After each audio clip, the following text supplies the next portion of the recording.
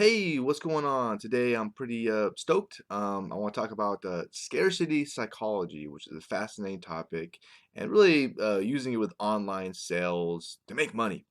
Now, before I begin, down below there's a link in that description, and if you click on it, there's actually, well, you can view the number one skill someone can learn when it comes to selling products and ideas online, digital marketing. Now, I want to start by asking you a question. I want you to imagine, close your eyes, imagine you're you're trying to get some sleep after a hard days of work. You're getting there all comfortable. You finally go to sleep. In the middle of the night, the phone rings, and it's me.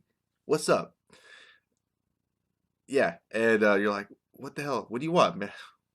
You know, and I go, well, I got a tip that can make you $1,000. Woohoo! How you gonna act, right? Yeah, you're probably gonna be pretty pissed off. Like, what do you want? I don't care about $1,000 tip. Maybe you probably be pissed off. Maybe you wouldn't. Now, let me ask you another question. Imagine you're sleeping and I call you at the same time, but instead of saying I have a tip that will make you $1,000, imagine I go, hey, I actually know of a way that you can actually stop from losing $1,000. How are you gonna act? Well, most likely you're not going to be as pissed off with the tip to lose the money. Because we as humans, we hate to lose things, right? We're not very motivated. We don't care about making a lot more money. Well, some of us do, some of us don't. But when it comes to losing money, we don't like that. We just don't like to lose stuff. And that's really a lot of where the psychology of scarcity comes into play. So it's hugely effective. I used to work in the car business a long time ago, and it's funny, they stuck me in the new car, and all the people, all the used the car salesmen, and they've been in forever. They were all the used car a lot, making money because there's a lot more markup than in the new cars. That's where the new people go. That was kind of funny. Uh, but I used to work at a Honda dealership, and the dealership would only like Honda. They would only have so many S2000 vehicles because scarcity. They wanted to jack up the price, supply and demand, right?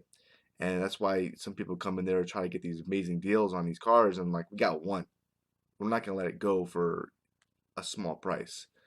So that's another way of using scarcity in the car business, which I thought was interesting. While some of the other vehicles like the Honda Civics and Accords, they would pump out so many of them that you can get them for uh, what was the name of that term? It was like sticker. No, there's sticker price and there was the invoice price. Invoice is what we paid, and the sticker is like the markup that we would stick on it just for the heck of it because we're so nice. All right. So the $1,000,000 question is how can marketers like us, and you're a marketer too, use scarcity to our advantage? You might be thinking, well, I'm not a marketer. I don't sell anything. Well, yeah, if you're trying to get your kids to do something, if you're trying to find the love of your life, you're a marketer. We're all marketers, whether you like to admit it or not. You are. So let's look at some examples of great marketers. I want to stick to online world, even though offline could be interesting too. But let's stick to digital marketing. Now, Amazon does an amazing job at this. Now, here's the thing when it comes to scarcity. It's not as easy as you think because you have to be somewhat ethical and honest because you have a trust thing there. And if you ruin that trust, it's not good. You don't want to do that. So you can't be bullshitting your way out. And what Amazon does an amazing job, they sell physical products online, is I don't know if you notice, next time you go to Amazon, notice this, right? They'll say something like, hurry, there's only 3 left in stock, right? And you're like, oh crap, there's only 3 left. And then right next to it, it'll be like, well, more's on the way. So they use scarcity, but they're not like trying to bullshit you and they got more on the way. Another site is wish.com, and I signed up and I got this really cool watch. I love this is a great site, brilliant site, and they've made a lot of money off of that. And they use time, like literally, you'll see the clock run down before you have to make a decision to buy or don't buy, and they'll show you like I think it's like some amazing savings that you can have.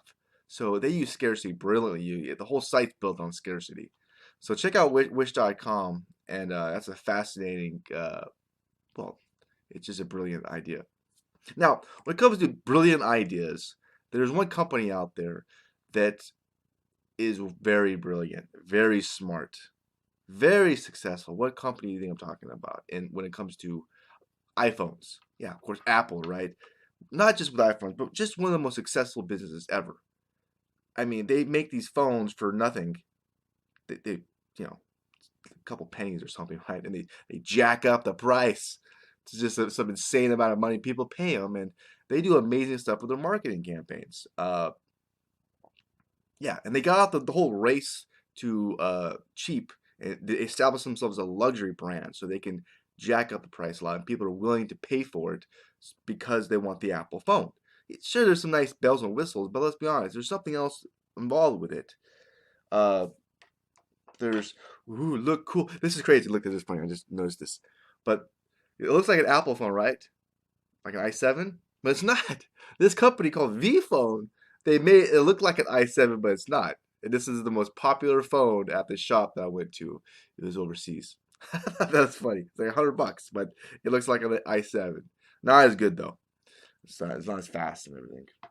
I thought, but that's some funny stuff. All right. But hey, I get to start to walk around like, "Who I'm cool, man. I got the Apple phone." All right. So they I had brain fart. I just woke up.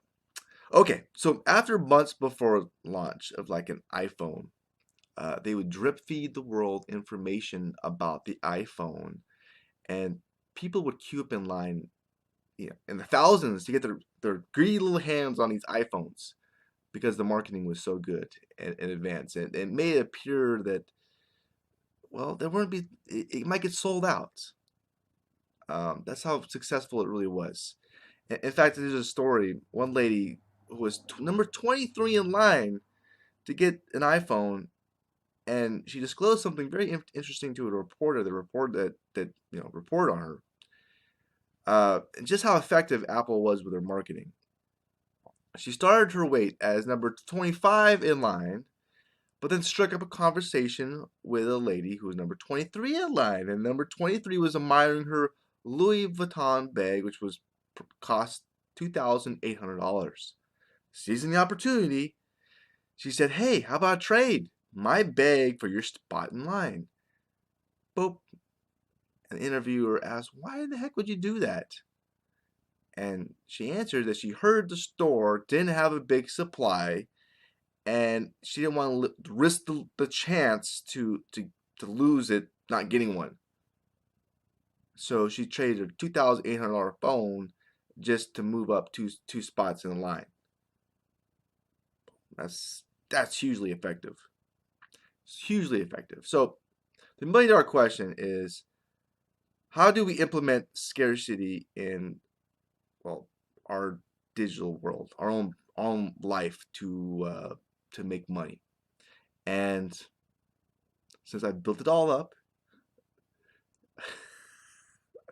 well, to learn how to do, well, to view how to do this, just simply click the link below, and that's how you could check out how to really drive home scarcity when it comes to online sales. Okay, I hope you enjoyed this video, and if you learned something, click the link below. Excuse me, hit the thumbs up button if you enjoyed it or learned something.